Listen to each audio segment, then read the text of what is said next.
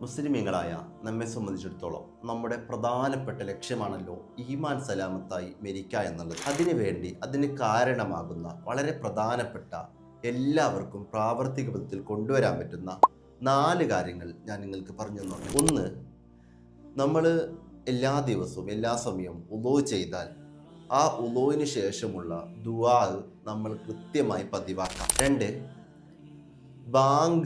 Bank വിളിക്കുമ്പോൾ കൃത്യമായി ശ്രദ്ധിച്ച് അതിന് മറുപടി നൽകി ബാങ്കിന് ശേഷമുള്ള ദുആ നമ്മൾ പതിവാക്കാം. 3, എല്ലാ ദിവസവും നമ്മൾ ഹദ്ദാദ് റാത്തീബ് ചൊല്ലുന്നത് പതിവാക്കാം.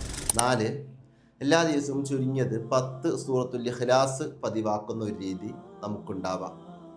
ഈ 4 കാര്യങ്ങൾ നമ്മുടെ ജീവിതത്തിൽ ഈമാനോടെ കൂടെ മരണപ്പെടാൻ ഒരു കാരണമായി മാറും. കൂടുതൽ ഇതുമായി ബന്ധപ്പെട്ട വിഷയങ്ങളൊക്കെ നാഫി ഹിമം എന്ന് പറയുന്ന യൂട്യൂബ് ചാനൽ ലഭ്യമാണ്.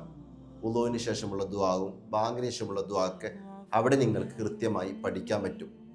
നമ്മുടെ കൂട്ടത്തിൽ ഒരുപാട് പേര് ആഗ്രഹിച്ച വിഷയമാണ്. മാക്സിമം ആളുകളിലേക്ക് ഇപ്പോൾ തന്നെ ഷെയർ ചെയ്ത് കൊടുക്കുക.